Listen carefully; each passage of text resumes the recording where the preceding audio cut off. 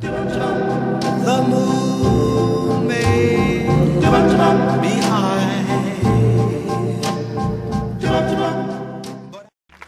If you are opting to avoid the crowds and eat in this Valentine's Day, home life consultant Ginny McCormack has once again created a fantastic memory for two with her Sweetheart Valentine's Dinner. Ginny, it's so great to see you again, my friend. And you look like June Cleaver today with this like June Cleaver. Cute little apron on. My kids told me I was very dorky this morning. I consider that a compliment. I know, coming from your teenage kids, you go, right. Great, I've hit the mark. I'm embarrassing you, then I'm Start out with something called a shrimp and crab Newburg in a Phyllo purse. Ooh, now, if you have a man who doesn't want to eat something with the word purse in it, you can call it a Phyllo, you know, man tote or a saddlebag or something like that. Briefcase, something like that. So what I'm starting out with here is we have got simmering in here 4 ounces of crab claw meat, which is about half the price of the other types of crab meat. We have about a half a cup to a full cup of salad shrimp, just the little ones, and we're sauteing that in about 2 tablespoons of butter. And to that, we're going to add right here about 1/8 of a cup of sherry. Sherry is very cheap. I was able to get a little bottle of it for about $6.99. Oh, and it lasts forever because you never need very much. And it's better than the, you know, the cooking sherry. This is actual real sherry in a small bottle. Okay. And the flavor is just incredible. So you're going to smell that kind of wafting through there, and that's going to cook up just a little bit. Now, we're going to kind of do some things simultaneously. With our crab Newburg, we're going to have a warm forel pear salad. Oh. And the forel pears are these sweet little ones. I just think they're adorable that are in the grocery stores right now. What I did was I sliced 2 of them in half and cored them, and I boiled them for about 13 minutes till they were nice and soft. Okay. Then I just took them and dredged them. Dredged them in the sugar. Got plenty stuck on there like that, and we're going to drop them right onto a dry skillet. You hear me? You don't want to put any butter or oil in there. It'll kind of steam them, okay? So you're kind of caramelizing the sugar? We're going to caramelize them. Oh, just like this. Right onto the dry skillet. So they're already cooked a little bit. They're cooked through. Because, you know, they caramelize pretty quickly, and if you didn't cook them first, they'd be kind of hard in the center. Yeah. So you want to make them nice and soft. So those are just going to start caramelizing. We're going to give them about 3 to 4 minutes on that side, and then we're going to flip them. Okay. Now here we go. We have our crab and our shrimp and our sherry that is cooking up. Now basically most of the alcohol evaporates right out of the sherry, so you're just kind of left with that good flavor. Okay. What we have going on over here is we have our special white sauce. Okay. Oh, okay. Okay.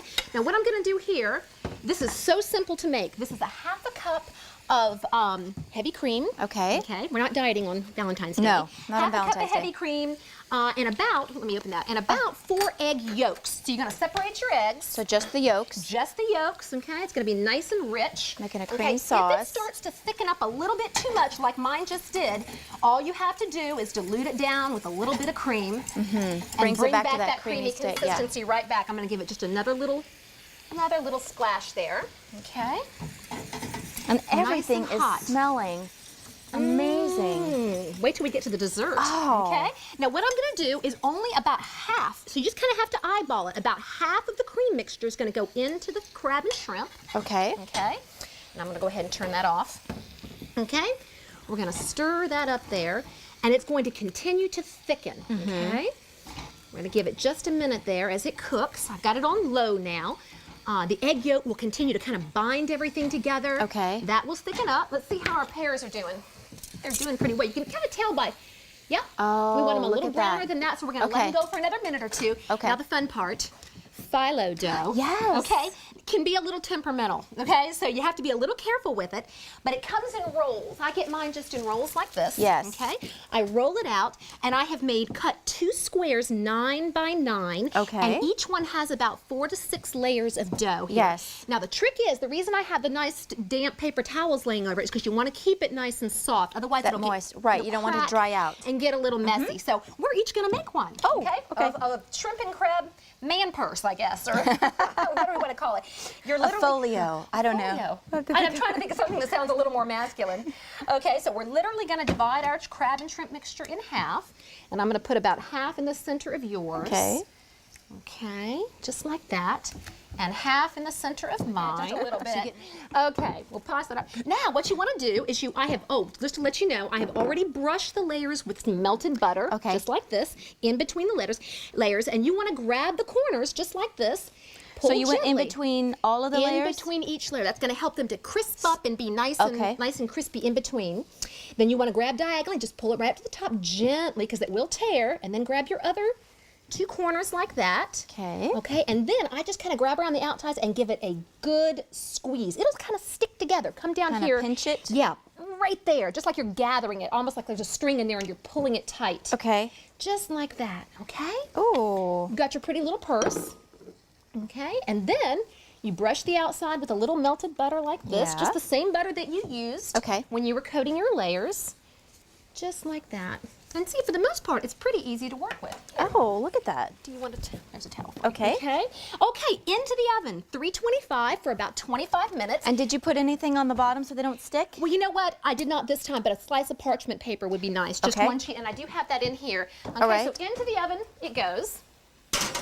Just like that. Oh, now, and while they're cooking, this is a good time to be working on your pear salad. Right. And out they come. Oh, look at that. Nice and crisped Looks up, beautiful. just like this. See? Okay, we're going to let that sit for a second and check on our pears, see how they're doing. They're doing well. I'm going to flip them over. Nice and brown on the other side. Nice, and they're going to continue to caramelize for another 3 to 4 minutes on that side. Okay. What you want to do then is add about 1/4 to 1/2 of a cup of water, just like that. That's going to poach them a little bit, okay? And then you're going to let them sit like that for maybe 3 to 4 more minutes, and this is what you're going to end up with. Oh, look, and so it creates that syrup? That wonderful syrup on the bottom, see? Okay, so up come the pears. I like to serve them on just a little bed of fresh greens like this. Nice. Here it goes. Mm-hmm. So you've got something green here. 2 slices for each person, and what you're left with is this wonderful sort of a pear syrup. And to this, okay, we just got over low heat right here, we're going to add 2 tablespoons of oil. Mm-hmm. Oh, you're kind of making a 2 dressing? tablespoons, yes, of white wine vinegar. About 1.5 tablespoons of sugar. Oh, that's looking wonderful. And we're just kind of whisk that together till the sugar melts, and it only takes a second. Get that good and going there. Doing well. You'll see the sugar starts, and it's a nice golden kind of brown color there.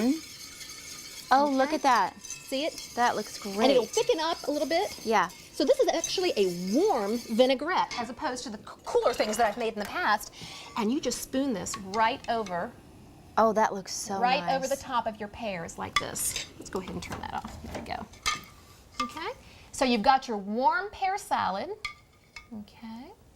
Forel pear salad, I should say. Ooh. With your warm pear vinaigrette right over the top. And again, we've got all of this on our website. Everything you need to know is right on the website. I know, it does seem like it's moving a little fast, but everything is explained on my blog and on your website. Now what we want to do, okay, is put a little cream sauce. Dollop of the cream sauce right down over the top. That's looking wonderful. Ooh. I mean, you couldn't get a meal this good in a restaurant without paying a fortune. It would be an arm and a leg. It really would be. Yeah, that would be a $30 plate right there. I agree. And I definitely created this for much less than that. Maybe a little sprinkle of paprika just to make it pretty on top. Dress it up. Okay. Now we got our nice rich crab Newburg with our fresh forel pear salad. Simple, simple dessert. Okay. Gotta have chocolate because it's Valentine's Day. There's no question about it. This could not be easier. All I have done is made a simple dark chocolate fondue. I warmed about half a cup of whipping cream in this tempered glass bowl over some simmering water. Kind of double boiling. Exactly, because you don't want to burn it. Once it got to sort of a simmering level, I just added a 12-ounce package of dark chocolate chips. I have a friend that swears that she just likes to buy a couple of these 70% cocoa bars and break them up and throw them in there. Nice rich chocolate. chocolate. That's all there is to it. Okay. And so that's the chocolate fondue. That's the chocolate fondue. And now, you do not necessarily have to have a little production like I've got here. This is keeping it warm. You can see I've already got some chocolate in there. I'm going to add this to it, okay? But if you have a little something. If you have a little like maybe a little fondue pot or even a little, like those teeny tiny little crock pots that are about this big, that would be an excellent way to keep the chocolate warm.